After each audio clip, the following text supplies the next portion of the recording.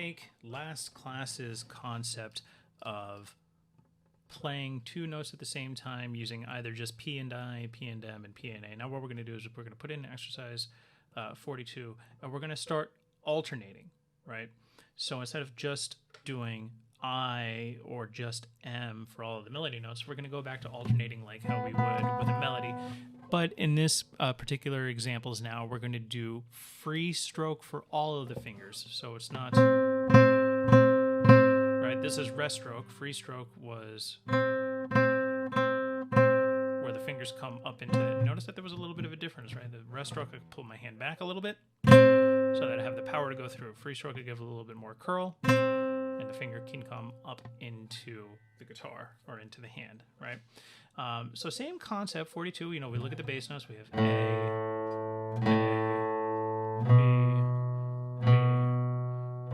B. You don't have to play all the way through, you can do just a brief overview as you would when you read any music, right? A's, B's, C's, D's, E's, D's, G's, C's, and then it repeats.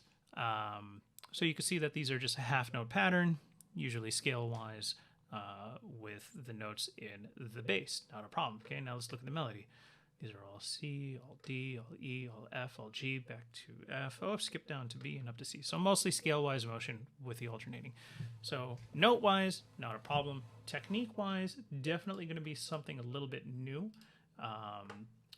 So because we have the alternating. Now, I'm not going to take the repeat in this particular one because I am going to go back and I'm going to do it with M and A the second time, right? So I'll do a little bit of pause to let you know that I'm doing that, okay? So here's exercise 42, alternating I and M free stroke, two notes at the same time. 2, here it is. Use the fourth finger for that D, because you need the third finger for the low C.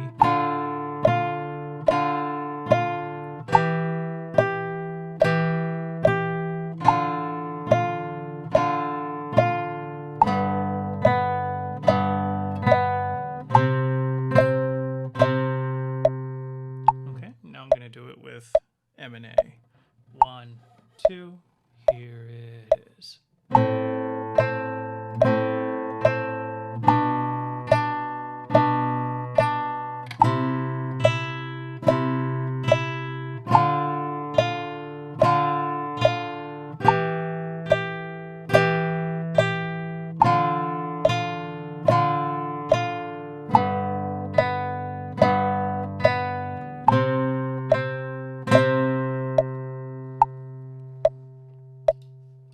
Okay, so all free stroke. And what I was saying over here is it doesn't say to use the fourth finger like it does in this measure, but it's important not to use the third finger here, because if you use the third finger, first of all, that's a big, painful stretch, and then you won't have a clear transition to get to that C, right, unless you do the fourth finger with C, and then you're just putting your hands all kinds of out of position. So it's best to use the fourth finger here. It's a very common way of playing, eventually fill in that whole chord. What we're implying harmony-wise is a G chord there, right?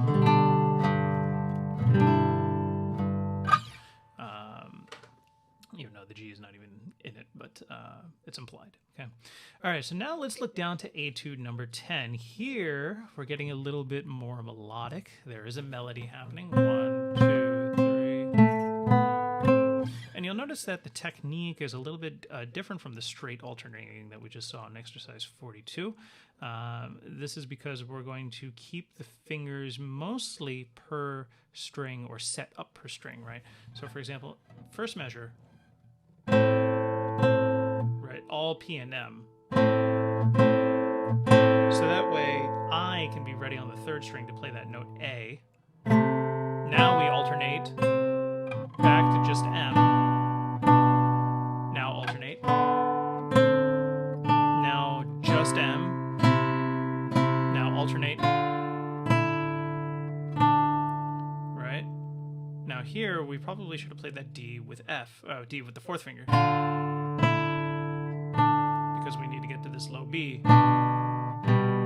Right, we keep the alternating there.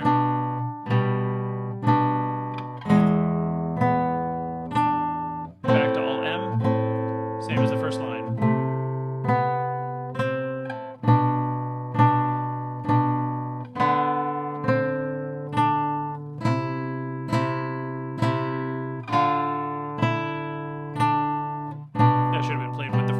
so you don't have to do the transition.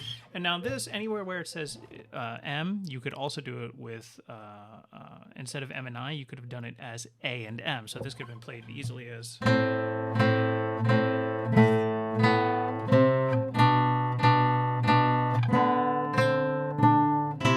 So what I'll do is I'll play it once through with tempo, using M and I as it's written, and then I'll go back and I'll do it again.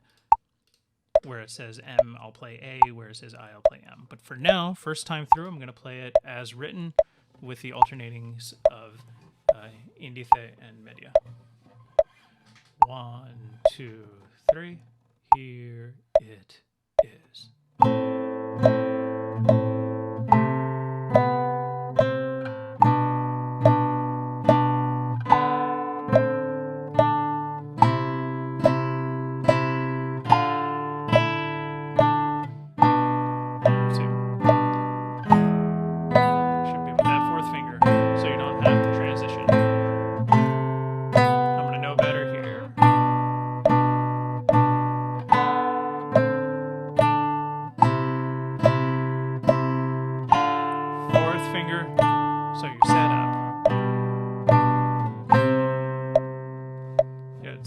When I play that video, you should actually be able to hear how having the transition sounds versus not having the transition. All right, here's the same thing now using A and M. Where it says M on the page, I'm going to play A. Where it says I, I'm going to play M. 3. Here it goes.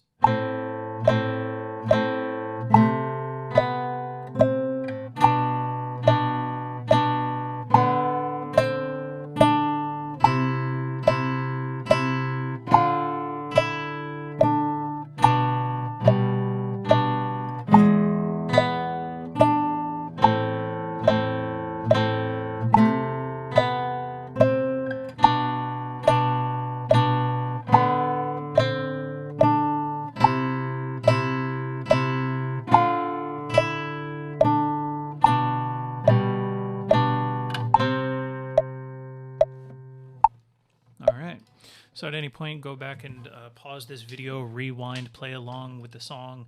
I'm using tempo 72. You should work somewhere between 60 and 80. If you want to go above 80, that's awesome. Definitely use 60 as the slow starting point. I like to split the difference somewhere in the middle. 72. Make sure we can hear that the tone and the velocity is even for all the fingers.